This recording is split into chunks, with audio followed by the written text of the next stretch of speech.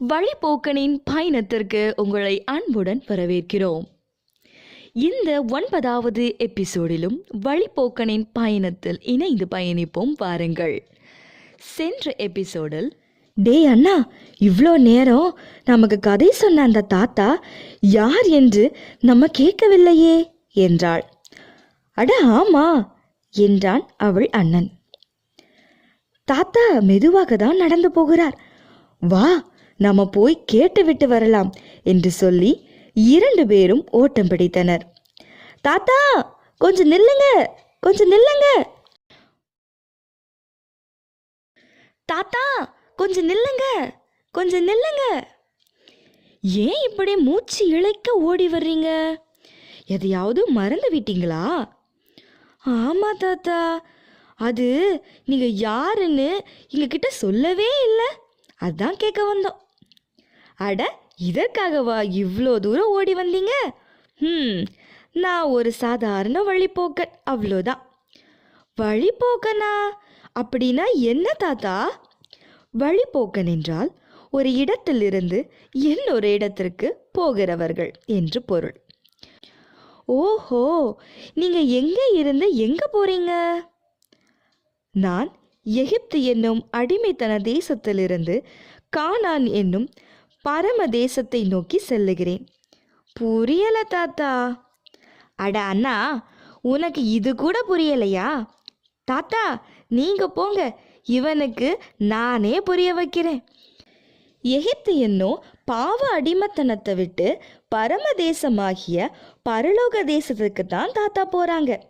இந்த பிரயாணத்தில் வழிப்போக்கர்கள் தங்களுக்கு என்று எதையும் வைத்துக் கொள்வதில்லை. தாங்கள் போகிற வழியில் தங்கிக் கொள்வார்கள், கிடைக்கும் உணவை சாப்பிட்டுக் கொள்வார்கள். இவர்களின் பிரதான நோக்கம் அவர்கள் அடைய வேண்டிய இலக்கான பரமராஜ்யமே. அதையல்ல, அதிலும் மேலான பரம தேசத்தையே நாடினார்கள் அப்படின்னு பைபிளில் கூட சொல்லியிருக்கே. நாமும் வழிப்போக்கர்களைப் போல எகிப்தை விட்டு பூமியில பொக்கிஷங்களை சேர்த்து வைக்க நினைக்காம பரம தேசத்தை நாடி போக வேண்டும் என்று தாத்தா நமக்கு சொல்றாங்க. இப்ப புரியுதா அண்ணா உனக்கு? நல்லாவே புரியுது. சரி வா, இத நாம நம்ம ஃப்ரெண்ட்ஸ் எல்லார்கிட்டையும் போய் சொல்லுவோம்.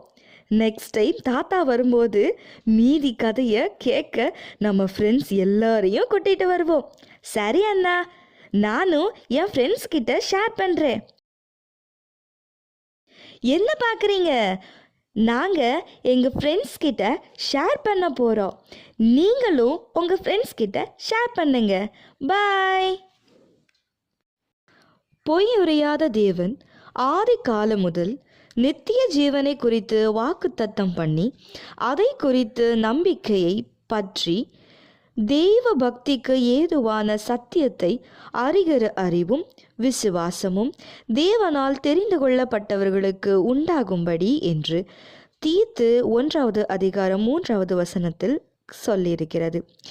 நித்திய ஜீவனை குறித்த நம்பிக்கையை பற்றி தெய்வ பக்திக்கு ஏதுவான சத்தியத்தை அறிகிற அறிவும் விசுவாசமும் தேவனால் தெரிந்து கொள்ளப்பட்டவர்களுக்கும் உண்டாக வேண்டியது அவசியம் என்று வேதம் நமக்கு சொல்கிறது. ஒரு ஊரில் ஒரு ராஜா ஒரு போட்டி ஒன்றை அரங்கேற்றினார். போட்டி என்னவென்றால், ராஜா அனுப்புகிற ஒரு பாதை வழியே போக வேண்டும். வழியில் இருக்கும் சோதனைகளை வென்று பாதையில் மறுமுனையில் இருக்கும் ராஜாவிடம் வந்து சேர வேண்டும். போட்டிக்கான பரிசு பொருளாக ராஜா அறிவித்தது என்னவென்றால், அவர் தன்னிடம் நித்திய காலமாக உயிரோடு வாழக்கூடிய வரம் ஒன்று இருப்பதாக, இந்த போட்டியில் வெற்றி பெறுபவர்களுக்கு அந்த வரத்தை பரிசாக கொடுப்பதாகவும் சொன்னார்.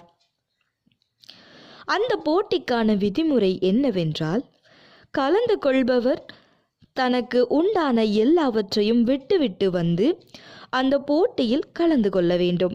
அதாவது தனக்கு இருக்கும் வீடு, வாசல், சொத்துகள் என அனைத்தையுமே விட்டுவிட வேண்டும் என்பதாகும். மேலும் எல்லாவற்றையும் விட்டுவிட்டு வெறும் கையாய் புறப்படுகிறவன் பாதையில் மறுமுனையில் வந்து சேரும்போது வெறும் கையாய்தான் இருக்க வேண்டும். போட்டியின் சிறப்பு என்னவென்றால், பங்கேற்கும் எல்லோரும் வெற்றி பெறலாம். வெற்றி பெற்ற எல்லோருக்கும் நித்திய வாழ்வு அளிக்கக்கூடிய வரம் உண்டு. போட்டி சவால் நிறைந்ததாய் இருக்கும் என்று ராஜா சொல்லியிருந்தார். 2 பேர் ராஜாவின் நிபந்தனைப்படி எல்லாவற்றையும் விட்டுவிட்டு போட்டிக்கு தயாரானார்கள். அதில் ஒருவன் பெயர் பரிசேயன், இன்னொருவர் பெயர் ஆயக்காரன். 2 பேரும் ஒரே பாதையில் ஒன்றாக அனுப்பப்பட்டு போனார்கள். மறுமுனையை அடைய கிட்டத்தட்ட 10 நாட்கள் பயணம் போக வேண்டியிருந்தது. போகிற வழியில் இருவருக்கும் பசி உண்டாயிற்று. மற்றும் அடுத்த ஒரு எபிசோடில் உங்களை நாங்கள் சந்திக்கிறோம். மேலும் வழிபோக்கனின் பயணம் தொடரும். கர்த்தர் உங்களை ஆசீர்வதிப்பாராக. ஆமீன்.